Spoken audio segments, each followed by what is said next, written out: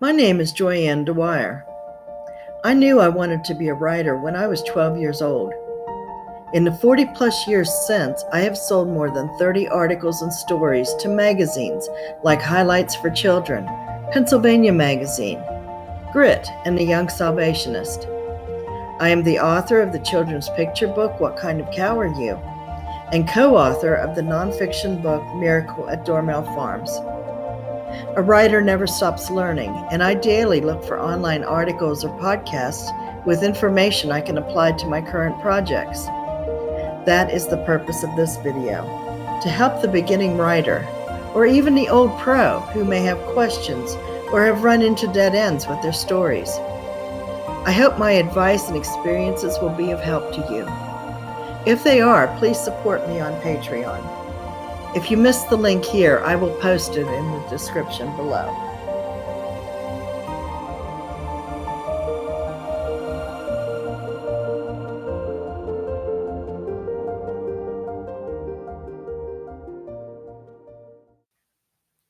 Welcome to part 1 of When Your Story Just Doesn't Work.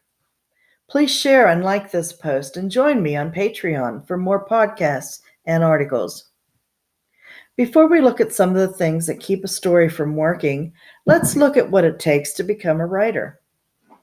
I know a lot more about that subject now than I did when I was a teenager, even though in my teens I subscribed to Writer's Digest magazine and devoured every issue. Like most writers starting out, I had a dream. And also like most young writers, I expected that dream to come true with very little effort on my part. Wasn't it reasonable to believe I could be a full-time writer by the time I was out of college? Well, I never finished college, and I'm still not a full-time writer. This is a cautionary tale for anyone who wants to be a writer. Through my 40 years of writing and studying and assimilating information, I've identified a few things I think it takes to become a writer. Being a writer requires study. Raw talent just won't get it done. Neither will a vivid imagination on its own. The writing craft must be studied. I began that study in my formative years, and I'm still studying. I look for online articles, free webinars, anything that will give me more skills as a writer. I also study markets and their requirements. To all new writers out there, notice I did not use the word suggestions. Magazines and book publishers list requirements, and if you want to be published, you need to adhere to them.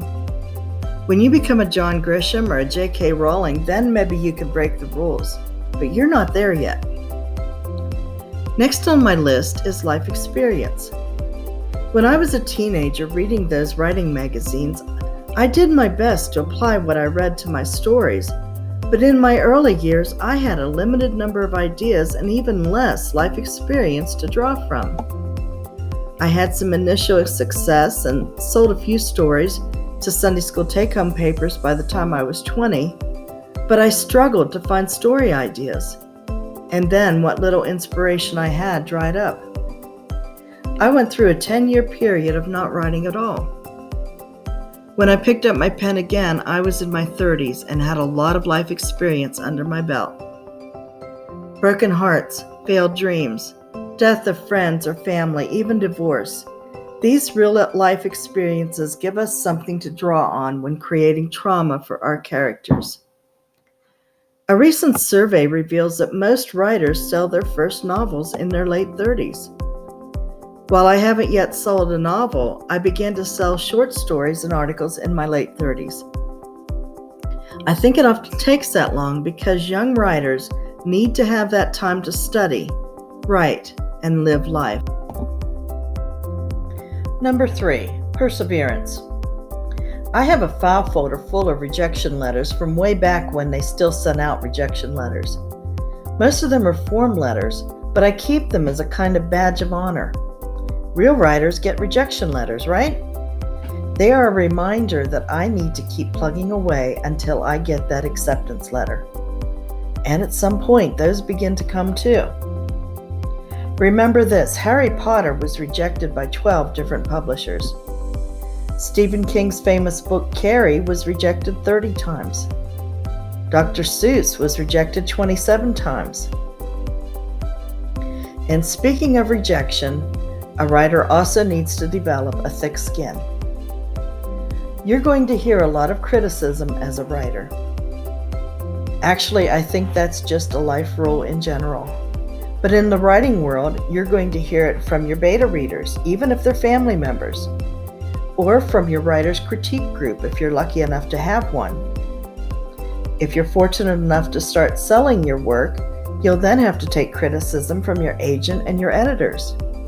And eventually, if you get this far, from writing critics and the public.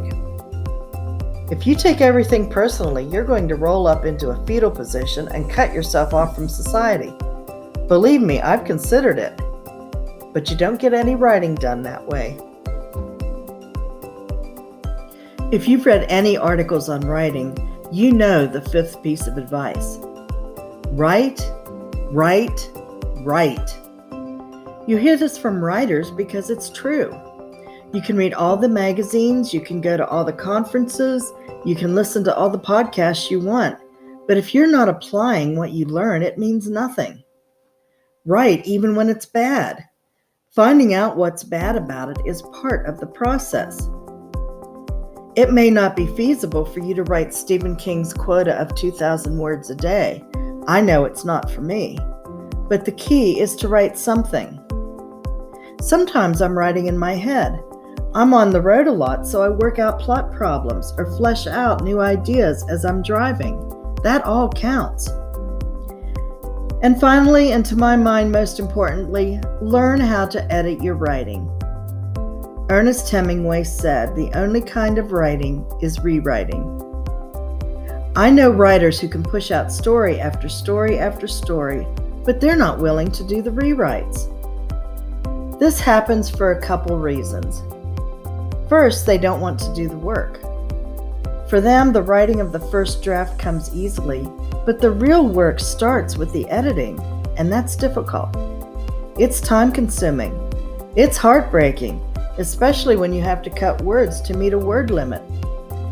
And often you may have to go through 10 rewrites. I've been known to do more to get the story publishable. If a writer is writing for their own pleasure or for family entertainment, that's fine. But don't say you want to be a published writer if you're not willing to do the work. Secondly, writers tend to get attached to their words. We almost think of them as our babies. I've had to cut sentences or dialogue that I thought was the bee's knees, but they didn't do anything to move the story forward or were irrelevant to the story and or characters.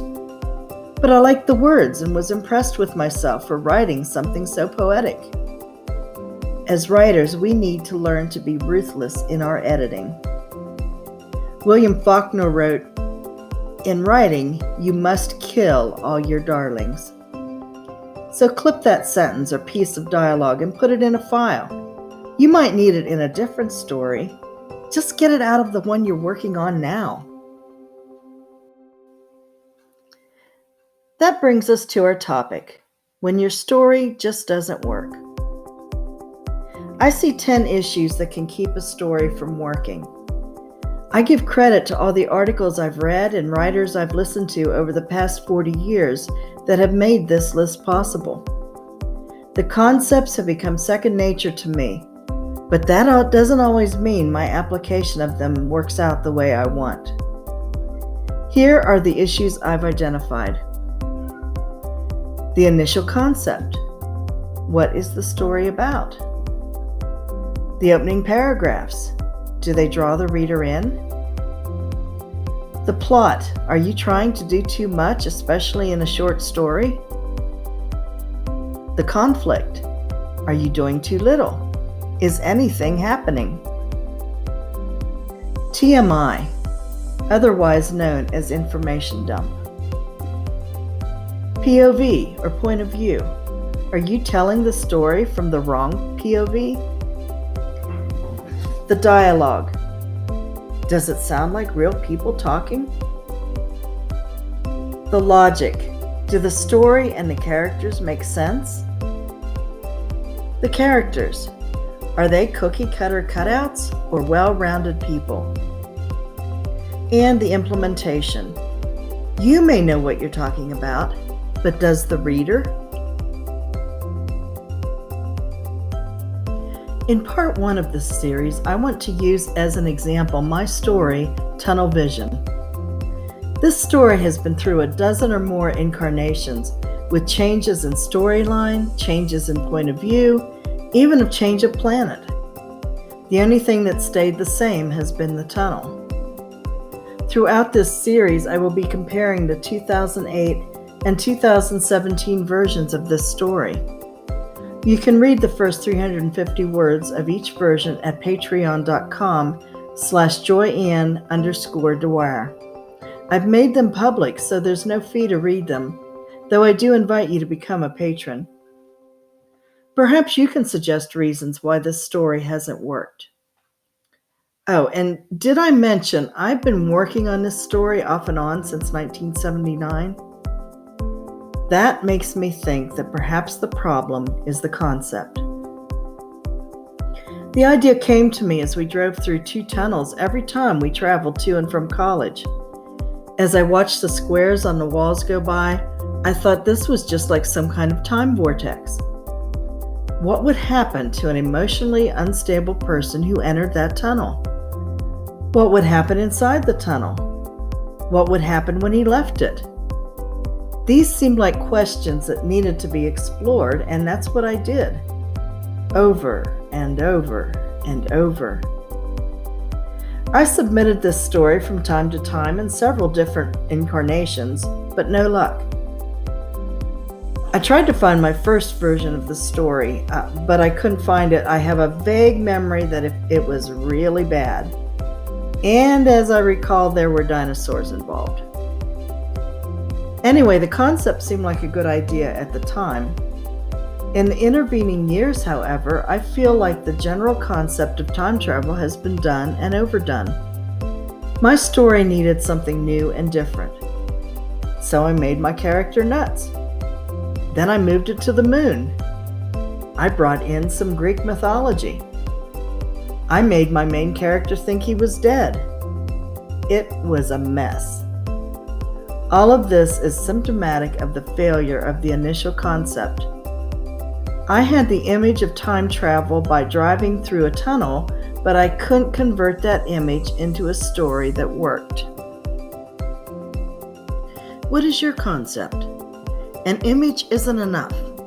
Something has to happen in the story. There has to be plot. It has to make sense. And there have to be well-developed characters. This worked in my children's picture book, What Kind of Cow Are You? The concept came as I drove past a farm near my home. There were young calves and young goats in a pasture. I saw a calf and a kid looking at each other, and the words came to my mind, "What kind of cow are you?" That was all it took. As picture books go, this one was relatively easy to write.